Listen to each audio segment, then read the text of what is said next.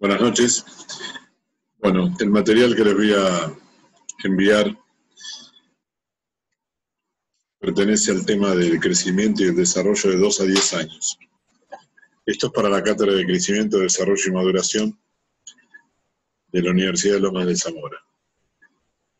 Básicamente, el tema de la infancia puede ser analizado bajo una perspectiva neurológica, que es lo que más se está investigando en los últimos 20 años con el tema de la neurociencia, y asociado a las diferentes teorías del desarrollo humano. Yo voy a tomar básicamente las estructuras de Wallon y las de Piaget con la psicogenética.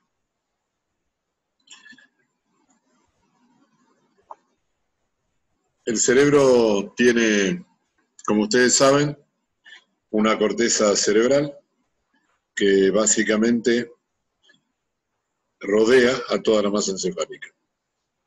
Y esa corteza cerebral se distribuye en todas las estructuras de los lóbulos, y en este caso tenemos la del lóbulo anterior, que sería la parte frontal del cerebro. Y como dice la primera imagen, esta parte frontal influye en lo que es planificación, autocontrol y autorregulación de las acciones de la vida diaria, tomar las decisiones. Después tenemos una corteza auditiva que está en los laterales, en la zona de los lóbulos temporales, y esta zona está muy desarrollada. El nervio auditivo se miriniza en la estructura intramaterna, o sea, antes de nacer. Por eso se aconsejan los pediatras y los neonatólogos que se le hable a la panza. Y ya el nervio auditivo empieza a recibir estimulaciones de las ondas Hertz, que es como se manifiesta la distribución del sonido, la propagación del sonido.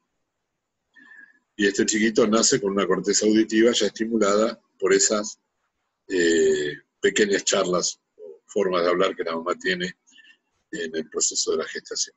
La corteza visual es al contrario. Como no se puede recibir ningún rayo lumínico, la corteza visual tarda en desarrollarse. O sea que al nacimiento, las primeras imágenes visuales son las que estimulan a esta corteza, que está en la zona occipital. Por eso hay que tener cuidado con los traumatismos en la zona de la nuca, porque puede producir cegueras traumáticas. Ahora, la corteza cerebral, que es lo que estoy marcando acá en el mouse, claramente es una capa que envuelve a todos los hemisferios cerebrales, derecho e izquierdo, y es una capa que tiene repliegues. Es muy amplia, indudablemente si la extendemos no entraría en la corteza, en el cráneo, entonces tiene invaginaciones, ¿no es cierto? Rugosidades.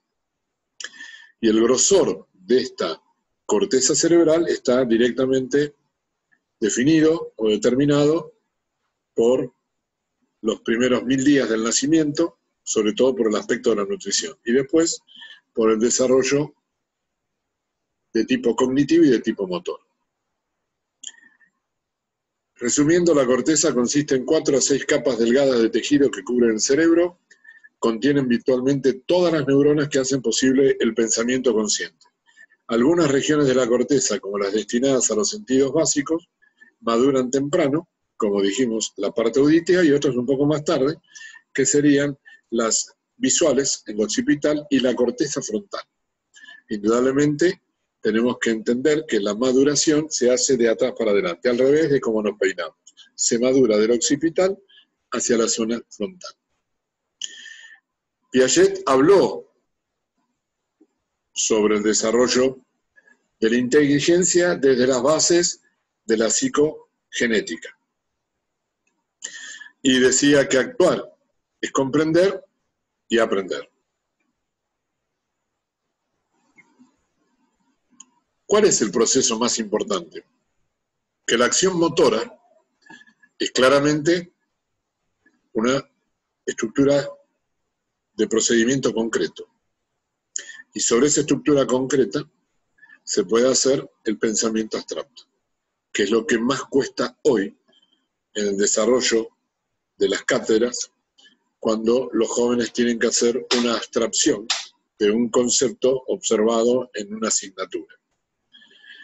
Por medio del razonamiento inteligente, este niño puede decir que con el bastón puede alcanzar la pelota que está debajo del sillón.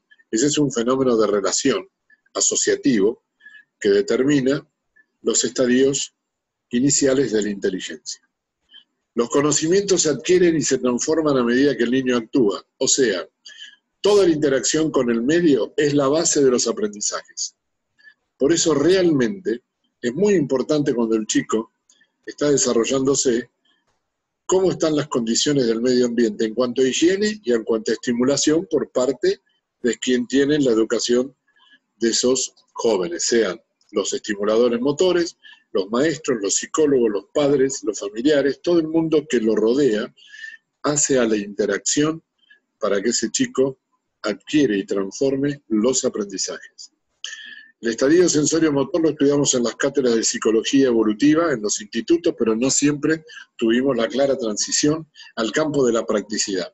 Y cuando hablamos del sensorio-motor hablamos de 0 a 2 años, que es pasar de la etapa de los movimientos reflejos a los movimientos voluntarios, nada más y nada menos que de un sistema arquicinético, que es el sistema motor originario de las especies, a un sistema voluntario que es propio, el neocinético del ser humano. Esa transición se da en los primeros 24 meses. Imagínense ustedes que los 9 meses de gestación más los 2 años primeros de vida forman el famoso programa de los 1000 días, donde queda la estructura básica para el desarrollo de cualquier ser humano. El periodo preoperatorio es de 2 a 7 años. Acá aparece el lenguaje, la escritura y el dibujo. Todo lo que no se gesta en estas etapas tiene una gran dificultad para la adquisición en el futuro, sobre todo por la cuestión simbólica de la escritura y del lenguaje.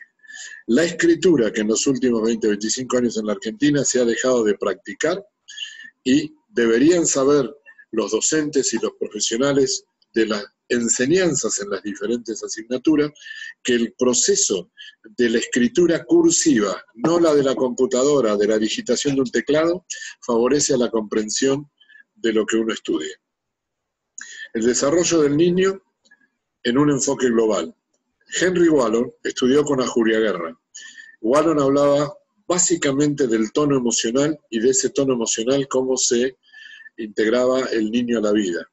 La motricidad constituye la base del desarrollo de la percepción, las emociones, el pensamiento, que es una cuestión abstracta, y el lenguaje, que es lo que se logra por un proceso, en la adquisición del proceso simbólico.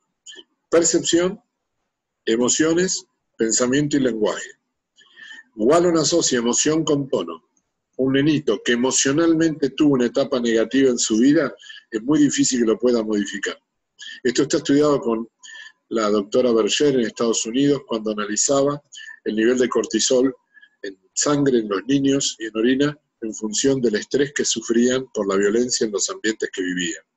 Es muy difícil poder modificar esto en una etapa posterior, porque son muy, digamos, transparentes, muy sensibles las cuestiones emocionales de los primeros años de vida.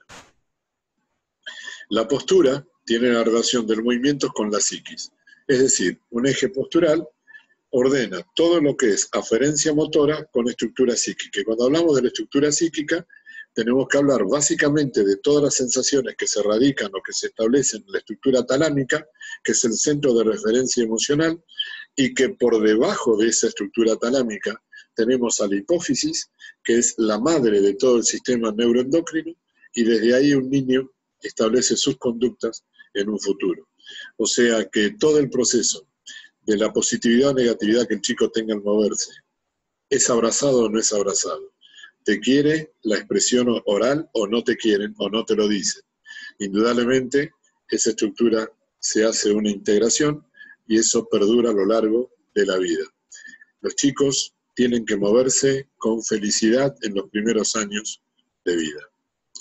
Un niño llorando descubre su llanto con sus manitos en la cara, y cuando el niño ríe, el sistema neuronal se especializa en la percepción facial. Miren, normalmente cuando un chico se sonríe con la sonrisa de la madre, está activando ya sus neuronas espejos. Y es muy importante que se produzca esto para que después el niño pueda hacerlo face to face, cara a cara, con los restantes,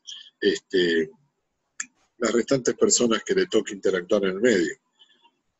El primo, el tío, los parientes cercanos, que es importante que el chiquito pueda tener esa sociabilización de sonreír ante la sonrisa del contexto familiar. La observación de las caras incide en la atención y con ello en el proceso de aprendizaje. Para que un chico observe una cara tiene un campo atencional dirigido, por eso es muy importante estar conectado cara a cara con los niños, porque empieza de ahí el proceso de aprendizaje estimulando el área atencional.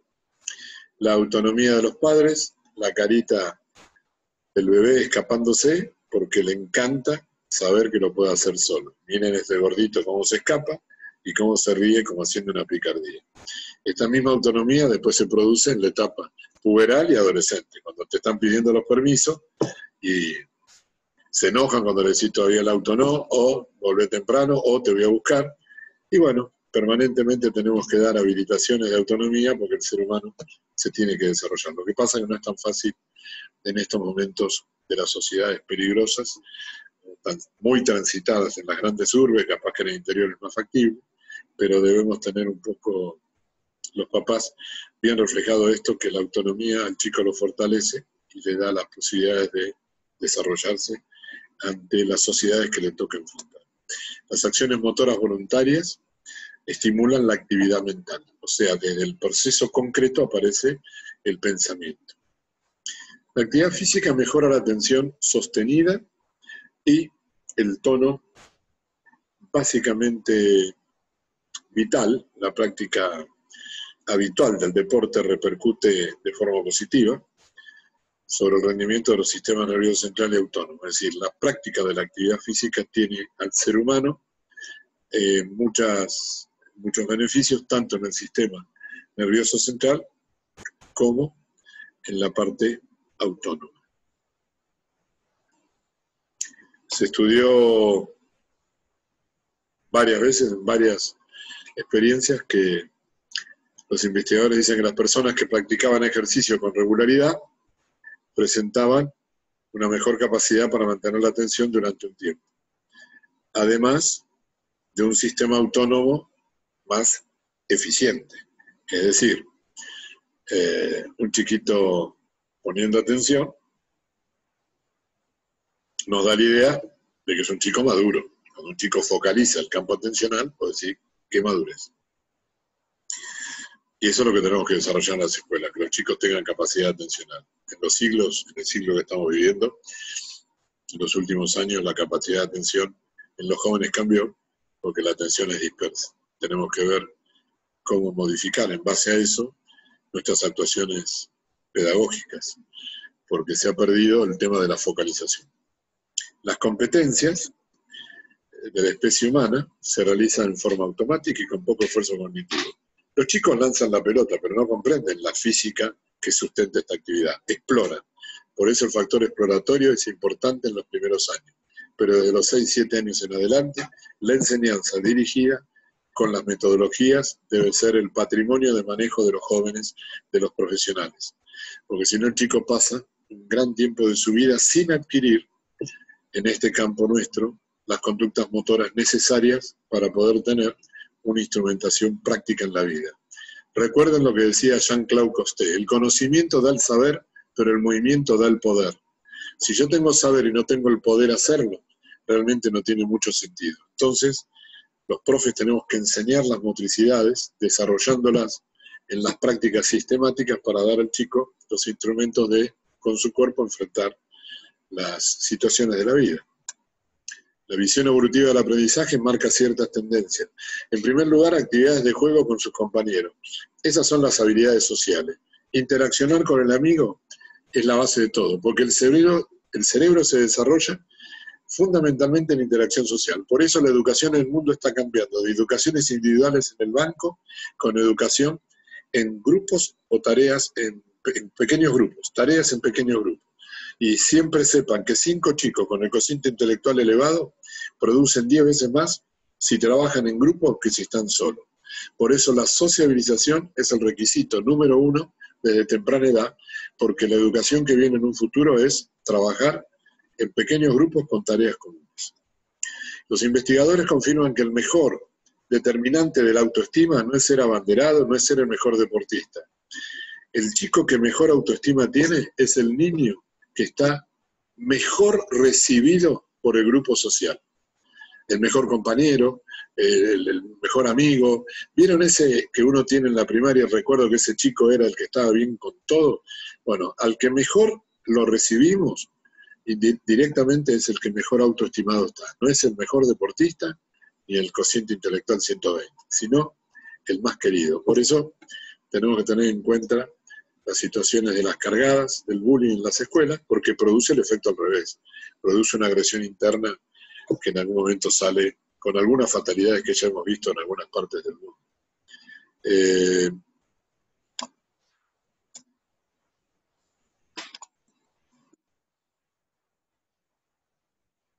La acción motriz tiene un papel esencial en la evolución del niño. Todos los mecanismos cognitivos descansan en la motricidad. Esta imagen, este cuadradito, esta foto, es el resumen de todo lo que dije hasta ahora. Y acuérdense de lo que dije al principio. Hemos estudiado a Piaget, pero no les hemos dado el lugar correspondiente en los procesos de enseñanza. Lo estudiamos como un concepto aislado y no transferido a la práctica diaria. Y las conexiones cerebrales, el hemisferio derecho y el izquierdo, están en nuestra masa encefálica de muy temprana edad, pero no se hablaban, no se conectaban. Lean Cuerpo calloso de cualquier libro de neuroanatomía y van a ver que el cuerpo calloso, que es una estructura que está claramente en el medio de los hemisferios cerebrales, es el que realiza las conexiones del cerebro derecho con el cerebro izquierdo. Entonces, esas fibras nerviosas que son axones mielinizados, que transmiten información entre los dos hemisferios cerebrales, una vez que está desarrollado este conector, permite que la persona coordine funciones ejecutadas principalmente por un hemisferio u otro. Ustedes recuerdan en los estudios de la lateralidad que se dice que la lateralidad se define básicamente entre los 6 y 7 años, sobre todo lateralidad en espejo, cuando estoy frente a un compañero y mi derecha es la izquierda de él. Esa es la prueba fundamental de tener un desarrollo de lateralidad en espejo. Y eso se logra porque el cuerpo calloso mieliniza y tira haces de conexiones axónicas para que el hemisferio derecho sepa lo que está haciendo el izquierdo y el izquierdo sepa lo que está haciendo el derecho. Y como último, explorar las propiedades de los objetos favorece al valor intelectual de la motricidad. Piaget siempre dijo que los factores de maduración de un niño eran las nociones espaciales, temporales y de causalidad. Y la causalidad es causa-efecto. Por eso a un chico le gusta tirar un objeto para ver qué pasa cuando cae. No es por maleducado ni por ser un chico que no obedece. Está explorando el fenómeno de la caída. El nenito repite algo muchas veces porque le encanta ver la cuestión de causa-efecto. Y esas situaciones de causalidad, nada mejor que la exploración de los objetos para desarrollar. Bueno, con esto terminamos la primera clase que tiene que ver con el desarrollo infantil de 2 a 10 años. Espero que facilite la tarea y que realmente podamos estar conectados sin estar cerca. Pero cuídense porque realmente este pequeño esfuerzo que estamos haciendo, el sacrificio, es para el beneficio de la humanidad. Gracias.